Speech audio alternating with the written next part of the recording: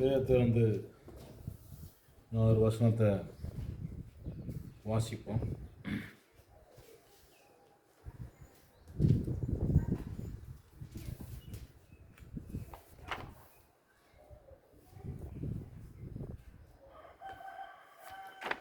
ஏசாயா தீர்க்கதரிசியின் புஸ்தகம்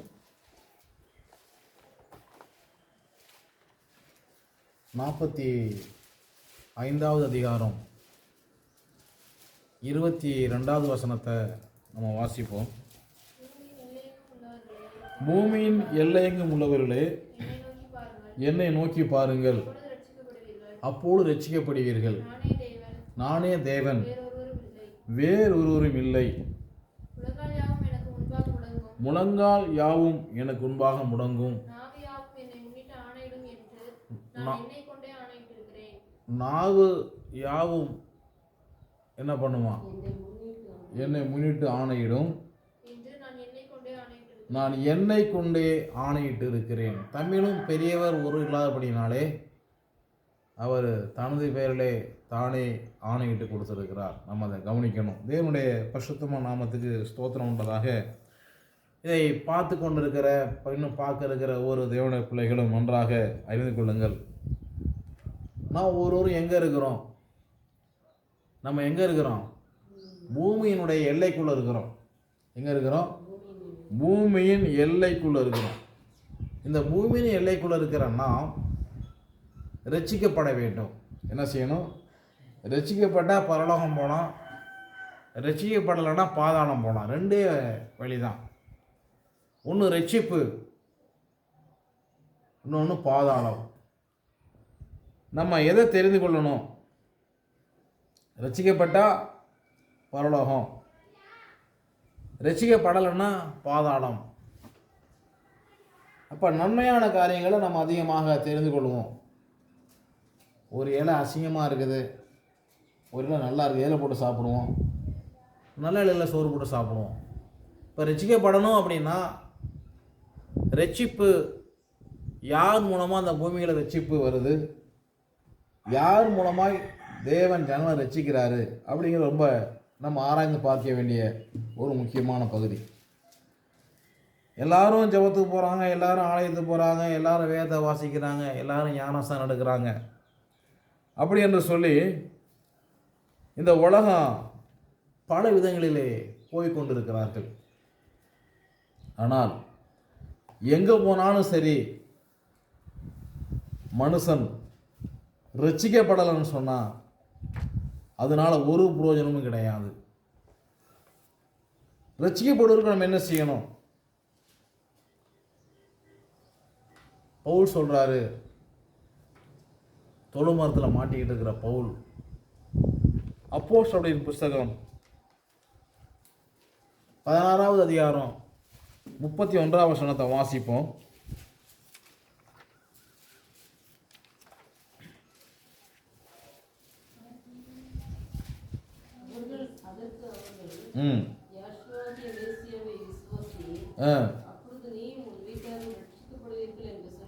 யாசுவா மெசியா விசுவாசி, அப்பொழுது நீயும் உன் வீட்டாரும் ரட்சிக்கப்படுவீர்கள்.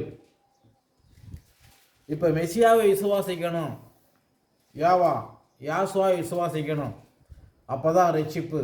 மற்றபடி ரட்சிப்பு கிடையாது. நான் நிறையா ஒரு வாரம் கூட மிஸ் பண்ணது கிடையாது. நான் ஆராதனைக்கு போவேன், ரட்சிக்கப்பட முடியாது. என்ன செய்ய முடியும்? ரட்சிக்கப்பட முடியாது. யாரை விசுவாசிக்கணும்? யாசுவா மெசியா விசுவாசி, அப்போ நீயும் வீட்டார் ரட்சிக்கப்படுவீர்கள். மெசியா என்ன சொல்றாருன்னு வாசிப்போம். யோவான் சுவிசேஷம் 4வது அதிகாரத்தில் 4:22 வசனத்தை வாசிப்போம். நீங்கள் அறியாத தொழுது கொள்கிறீர்கள், நாங்கள் அறிந்திருக்கிற தொழுது கொள்கிறோம். ஏனென்றால் ரட்சிப்பு யூதர்கள் மூலமாக ரட்சிப்பு. யூதர்கள் எப்படி ரட்சிக்கப்படுறாங்க? யூதர்கள் ரட்சிக்கப்படணும் அப்படின்னா யூதர்கள் என்ன செய்கிறாங்கன்னு நம்ம பார்க்கணும். இல்லைன்னா என்ன செய்ய முடியாது? ரட்சிக்கப்பட முடியாது. இப்போ ரட்சிப்புன்னா அறகுறை கிடையாது, ஒரு முழுமையான ஒரு வளர்ச்சி. ரட்சிப்புங்கிறது தேவனை பற்றி, கிறிஸ்துவை பற்றி ஒரு முழுமையான ஒரு வளர்ச்சி. அந்த முழுமையான வளர்ச்சியில் என்ன இருக்கணும் அப்படின்னு சொன்னால், தானியேலின் புஸ்தகம் 9ஆம் அதிகாரம் 24ஆம் வசனம் சொல்லுது, மீறுதலை தவிர்த்தல். ரட்சிப்பு என்று சொன்னால் அவன் வாழ்க்கையில் மீறுதல் இருக்கக்கூடாது. மெசியா மீறலை எந்த இடத்துலையும் கவனிக்கணும். பாவங்களை தொலைக்கிறது. மெசியா எந்த இடத்துலையும் பாவம் செய்யலை. அக்கிரமத்தை நிவர்த்தி பண்ணுதல்.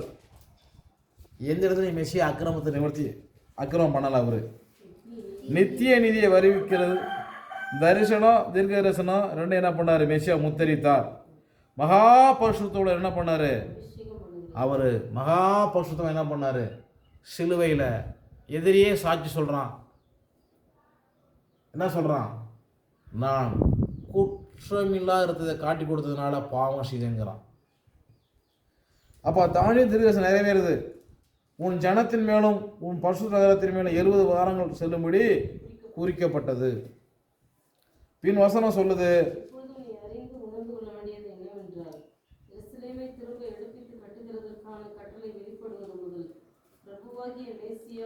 பிரபுவாகிய மேசியா வருமட்டும். அப்ப மெசியா என்றதான பேரை பல இடங்களிலே அவர்கள் எடுத்தாலும் சில இடங்களில் என்ன செய்ய முடியல, எடுக்க முடியல. மெசியா என்றதான பேர் பழைய ஏற்பாட்டிலே உண்டு, புதிய ஏற்பாட்டிலே உண்டு, தமிழ் வேதாமத்தில். அதை யார் என்ன செய்ய முடியாது, எடுக்க முடியாது. அவரே சொல்லியிருக்கார். தான் மெசியாங்கிறத யார் சொல்லியிருக்கிறா? அவரே சொல்லியிருக்கார். யோவான் சுவிசேஷம் 4ஆம் அதிகாரத்தில் 25ஆம் வசனத்தை வாசிப்போம். 25-26.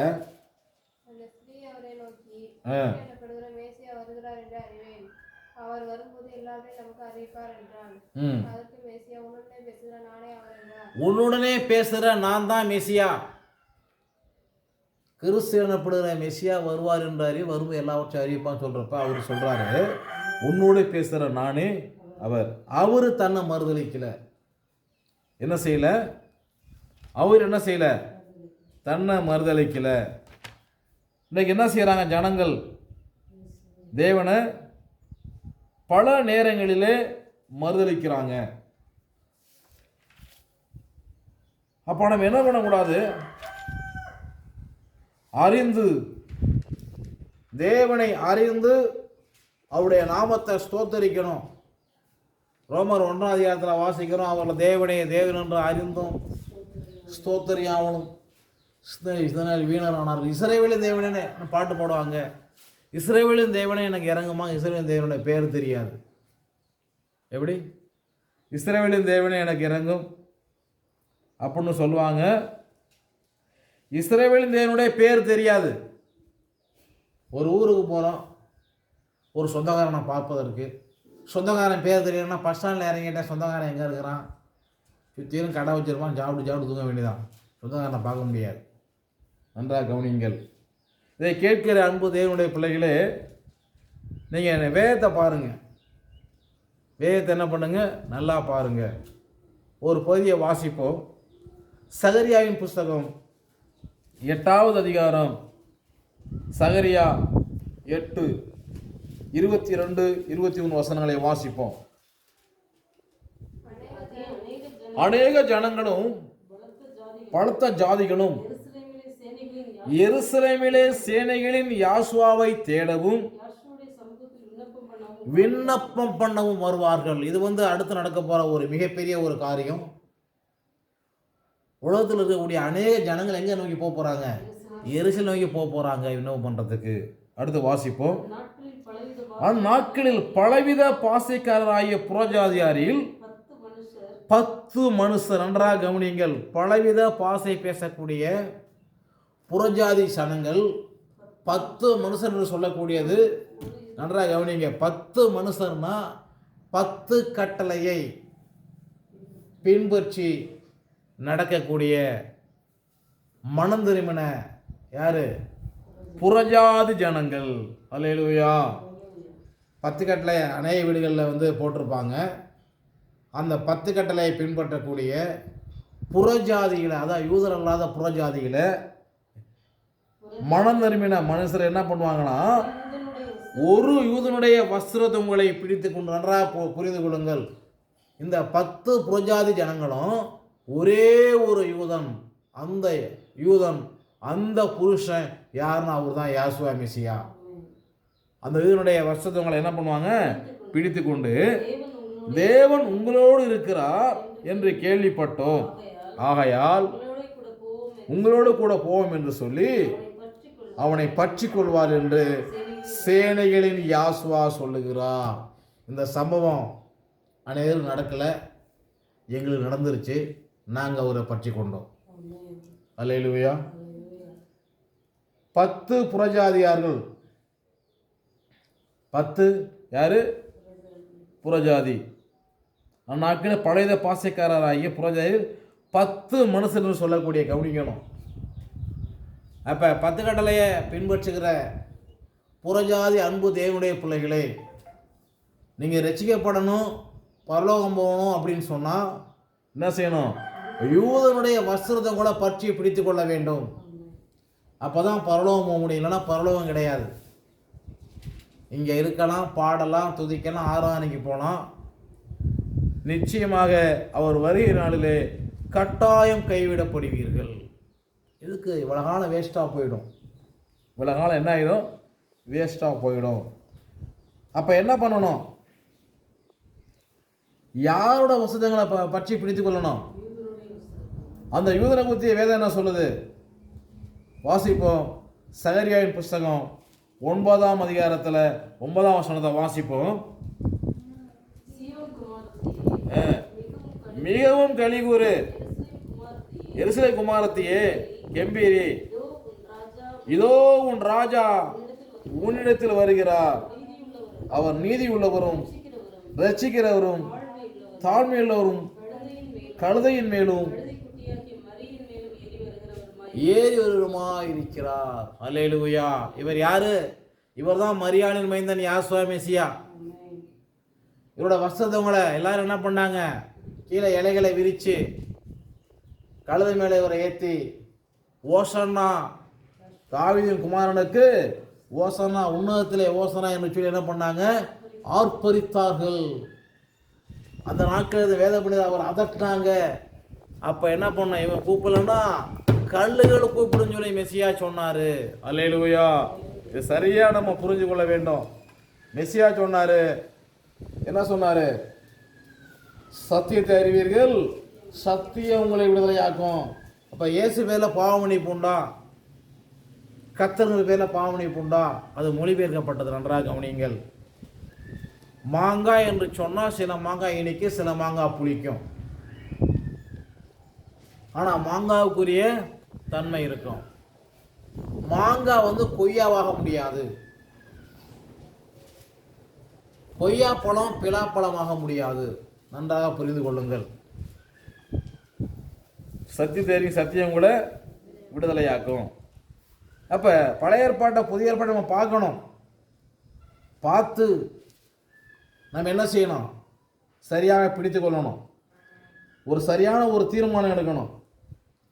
இப்படி நம்ம சரியாக நம்ம தேவனுடைய வார்த்தையை சத்தியத்தில் சரியாக நிற்போம்னு சொன்னால் வேதம் சொல்லுது. சகரியாவின் புஸ்தகம் 10ஆம் அதிகாரம் 8ஆம் வசனத்தை வாசிப்போம். பார்த்து பயிர் போட்டு அவர்களை கூட்டிக் கொள்வேன், அவர்களை மீட்டுக் கொண்டேன், அவர்கள் பெருகியிருந்தது போலவே பெருகியிருப்பார்கள். சரியா சத்தியத்தில் நம்ம சரியாக நிற்கணும். நிறைய அறவேக்காடு வெளியே போயிடும். வெளியே போன ஒரு பாடு நம்மளை பார்த்தா பேசாது. ஏன்? இந்த அறவேக்காட்டுக்காக மாதம் 3 நாள் உபவாசம், புசியாமலும் முடியாமலும். இது போகிறப்ப சொல்லாமல் வேறு சில உட்காந்துலாம் உருப்பிட முடியுமா? எத்தனை சவமான உருப்பிட முடியாது. இங்கே வர்றப்ப நீ எப்படி வந்தியோ அதே மாதிரி உன் ஜீவியம் போயிடும். வேணா எழுதி வச்சுக்கோ. நீ வர்றப்ப எப்படி வந்தியோ அதே மாதிரி ஜீவியம் நாசமாக போயிடும். ஏன் உனக்காக 3 நாள் புசியாக முடியாமல் உபவாசம் போட்டான் மாதம்? என்ன அக்கிரமம்! என்ன பண்ணுவார்? உனக்கெல்லாம் நியாய தீர்ப்பு வர்ற வரலையும் கிடையாது, உடனே ஸ்டார்ட் ஆகிடும். வேதம் ரொம்ப தெளிவாக சொல்லுது. ஞானஸ்தானம் எடுக்கிறப்ப அவள் வருகை மட்டும் சபையில் நினச்சிருப்பேன், உலகம் மாமிசம் பிசாசை விட்டு பின்மாறி நான் போயிட மாட்டேன், கடைசியில் உண்மையாக இருப்பேன்னு சொல்லி தண்ணீர் இறங்கி என்ன செய்கிறது, உடன்படிக்கை செய்கிறது. அப்புறம் உடன்படிக்கையை முறிச்சு போட்டுறது. என்ன பண்ண, உடன்படிக்கையை முறிச்சு போடுறது. அப்போ என்ன பண்ணுவார் அவர்? உடன்படிக்கையை முறிச்சா என்ன பண்ணுவார் தேவன்? நம்முடைய தேவன் உடன்படிக்கை முறிச்சா என்ன பண்ணுவார்? சரியா அவர் என்ன பண்ணுவார்? அவர் செய்கிற வேலையை அவர் சரியாக செய்வார்.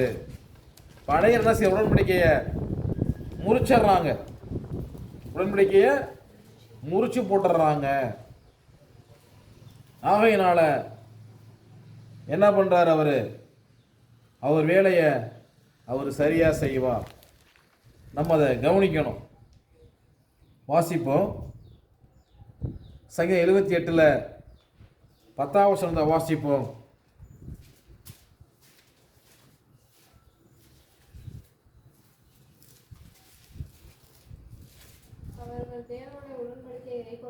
கைகொள்ளாமலும் சம்மதியாமலும்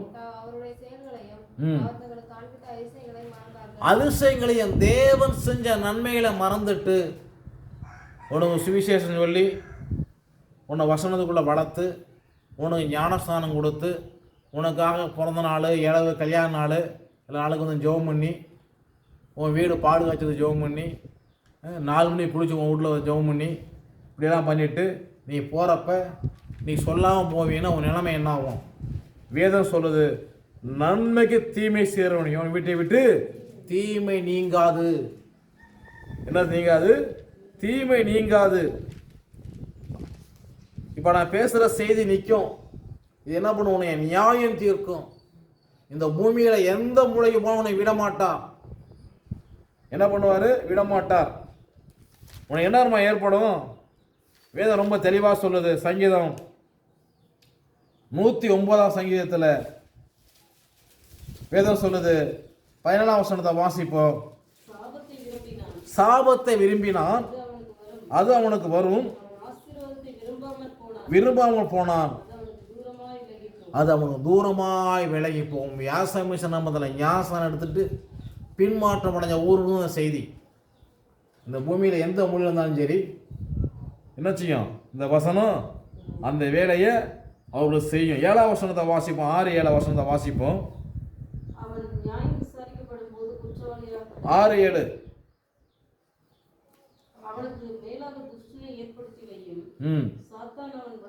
இதை விட்டு பின்மாறி போன ஒருவதும் சாத்தான் தான் வலது பார்த்து நிற்கும். சாத்தான் தான் வழி நடத்தும். அடுத்து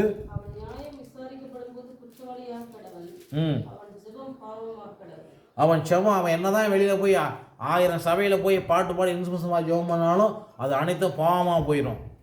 ஞானஸ்தானம் நடத்தி பின்மாறி போன ஒருவனுக்கும் இதான் நியாய தீர்ப்பு. அடுத்த வசனம் சொல்லுது,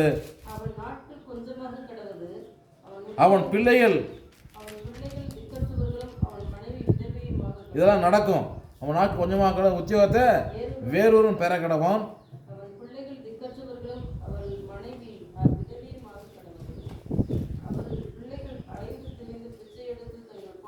பிள்ளைகள் என்ன பண்ணுவான்? அலைஞ்சு தெரிஞ்சு பிச்சை எடுப்பாங்க. இதெல்லாம் நடக்கும். அடுத்து 11ஆம் வசனம்.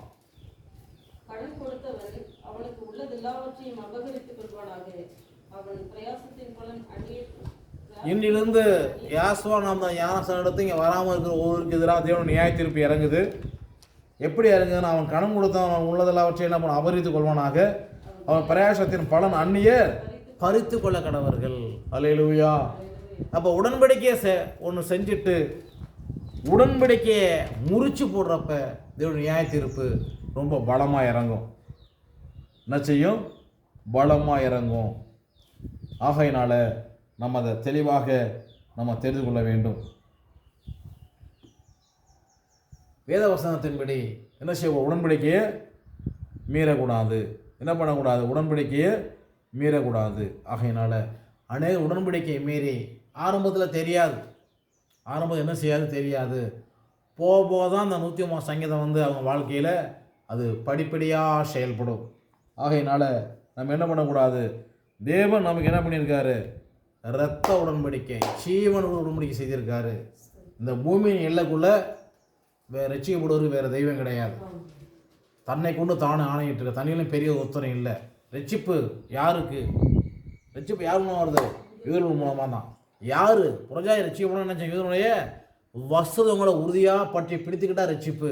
இல்லை இது யாசுவா மேசியா வந்து இஸ்ரவேலர்கள் தான், நமக்கு கிடையாது அப்படின்னா கரெக்டாக நரகம் உண்டு, கரெக்டாக பாதாளம் உண்டு. ஏன்னா புரஜாதியரில் 10 மாதம் என்ன பண்ணுறாங்க, இவனுடைய வஸ்திரங்களை பிடிச்சி, ஒரு சரி மிஷன் வஸ்திரத்தை போய் தொட்டால் அவள் வியாதி அவளை விட்டு நீங்கிட்டு.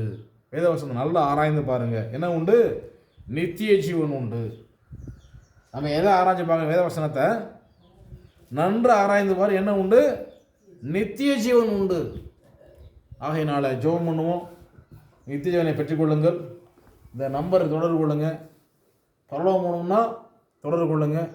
நான் பேர் கிறிஸ்தவனாக இருக்கிறேன்னு நினைச்ச வேண்டியதில்லை, நீங்கள் யாரும் தொடர்பு கொள்ள வேண்டிய கிடையாது. நம்பர் இருக்குது, பரலோகம் போகணும்னு தொடர்பு கொள்ளுங்கள். நான் பேர் கிறிஸ்தவனாக இருக்கிறேன் அப்படின்னா இருக்கலாம், எந்த பிரச்சனையும் கிடையாது. ஆனால் பரலோகம் போக முடியாது.